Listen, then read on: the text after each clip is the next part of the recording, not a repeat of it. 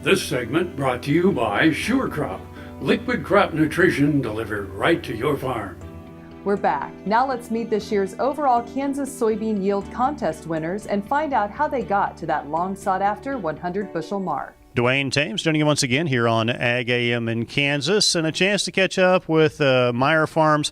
Rock and Marilyn Meyer join us here on the program today, and it was kind of a monumental event during the Kansas Soybean Expo. The first century mark broken, over 100 bushel per acre soybeans verified, and that certainly is a big task that the association have been looking for a long time. And Rock, tell us a little bit about your farming operation in the western end of the state and how the soybean yield this year came to pass.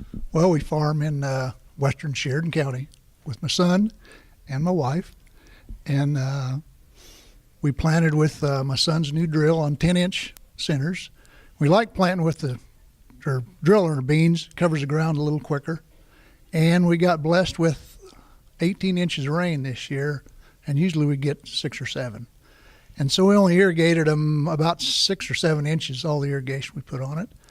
And I give some credit, we spread manure on it 2 years ago, the ground, and then we put our cows on it on the corn stalks a year ago, pretty heavy. So we got a little extra fertilizer there, I guess. And right after we planted them or drilled them, we had a 2-inch rain. So they didn't come up the best, so we were kind of concerned. But we ended up with a population of about 130,000. And then it started raining, and we only had 3 or 4 days to hit 100 degrees. And there were some weeds out there. These were non-dicamba beans, and we were kind of disappointed. A lot of the neighbors had dicamba beans, and the leaves are nice and big around, and every leaf out in our field are curled up until the leaves, the bottom leaves started to come uncurled, and pretty soon taller and taller, and there were just beans everywhere.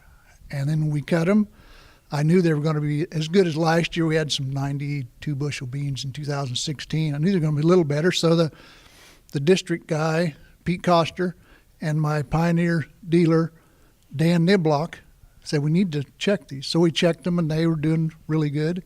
And so they come out and had a person from the First State Bank come out and verify all the stuff we done. We cut a little over 9 acres out of the field, and it come up to 100.67 bushel. Well, certainly it is an outstanding accomplishment to break that 100 bushel mark. They've been trying for a number of years with the state soybean yield contest, and you reference verified results on that. It's not just your word, not that you're not an honest individual, but for a contest purpose, they like to do that and verify those. But I want to bring up a point. Mother Nature pretty kind to you in that part of the state. It was in the irrigated category, but you referenced your irrigation bill wasn't this year what it has been in some years past for sure. That's correct. I think in August, our wells only run 11 days, and that's unheard of. 5 years ago, we had some dryland corn we didn't even pick, and the same field this year made 172 dryland in western Kansas. It rained a lot there this year, and it usually doesn't do that, but we were pretty blessed. Well, our thanks to Rock Meyer and Meyer Farms joining us here on Ag AM in Kansas. An update on their monumental event for the Kansas Soybean Association, passing that 100 bushel mark soybean yield. For Ag AM in Kansas, I'm Dwayne Taves. Jamie, we'll send it back to you. Thanks, Dwayne. Stay tuned for this week's Kansas Farm Bureau update coming up next here on Farm Factor. Tarwater Farm and Home has been family owned and operated since its beginning in 1978. What you need for farm and agriculture, lawn and garden, clothing and footwear, and so much more. You'll be surprised at what you'll find in this huge store. They have what you need and lots of it. So come take a look. You'll discover that customer service is first and foremost. Always has been with the Tarwaters. Tarwater Farm and Home, 4107 North Topeka Boulevard.